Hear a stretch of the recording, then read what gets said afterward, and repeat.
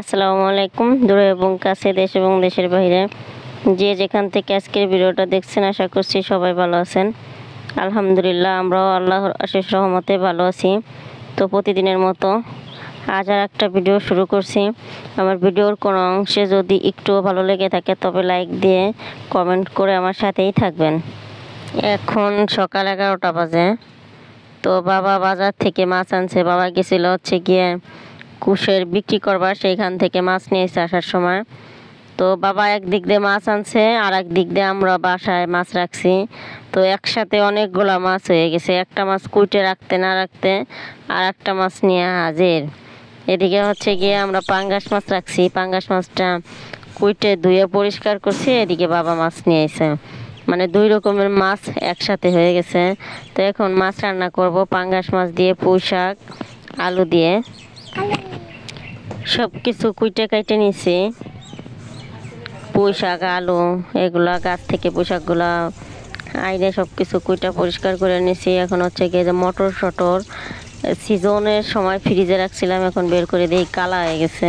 তো এইগুলারে বোনা করব, এর জন্য সিদ্ধ করার জন্য ধুয়ে নিলাম আগে। এখন গিয়ে রাইস কুকারে দিয়ে দিব।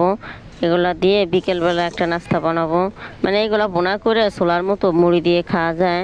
বিকেলের জন্য এখনই প্রিপারেশন নিয়ে রাখতেছি, কারণ হঠাৎ করে তো আর এগুলা সিদ্ধ করা হয় না, সময়ের ব্যাপার।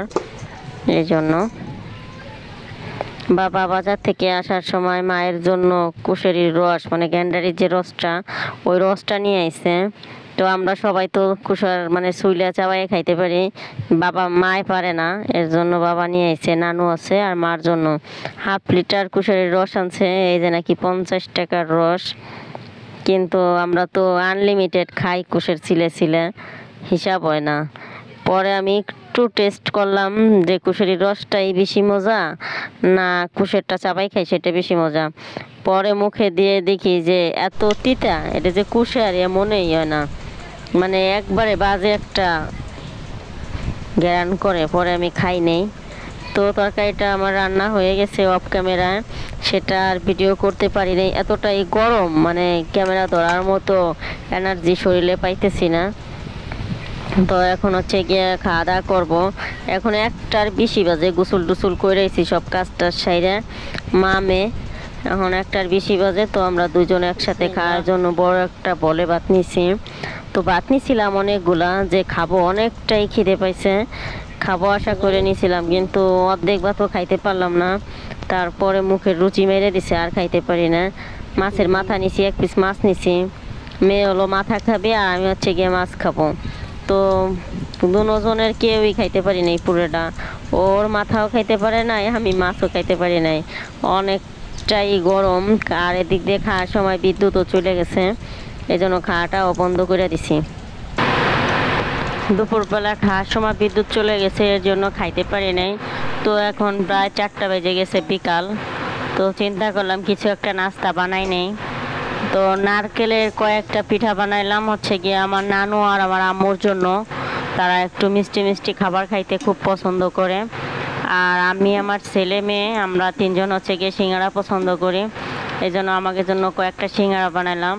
আর এরকম মনে করেন প্রতিদিন বিকাল হইলেই আমাকে তেলের খাবার বানান লাগে, খাই বানান লাগে। আর না বাচ্চারা বাজারে চলে যায়, আর বাজার এখান থেকে বেশ কিছুটা দূরে। যদি 20 টাকার নাস্তা খায়, 20 টাকা গাড়ি ভাড়া দেওয়া লাগে। এই জন্য বাধ্য হয়ে প্রতিদিন বিকালবেলা হইলে কিছু একটা তৈরি করি, যাতে ওকে আটকাই রাখা যায়। এর জন্য মেয়েটা কোথাও যায় না, ছেলে চলে যায় নাস্তা কেনার জন্য। প্রত্যেক দিনই তাকে নাস্তা লাগবে, নাস্তা ছাড়া হবে না। আর বাবা যেদিন হাট বাজারে থাকে, কিছু বিক্রি টিক্রি করতে যায় বা কিছু কিনতে যায়, বাবা যে মুহূর্তেই আসুক, ওরা আশায় থাকে যে বাবা কি আনবে। তো কোনো দিন দেখি যে আনে না, সেদিন ওকে মনটা খুব নষ্ট হয়ে যায়। এর জন্য আমি চেষ্টা করি কিছু বানাই রাখার জন্য, বাবা আনলে আনলো, না আনলে নাই, ওকে মন তো ভালো থাকুক।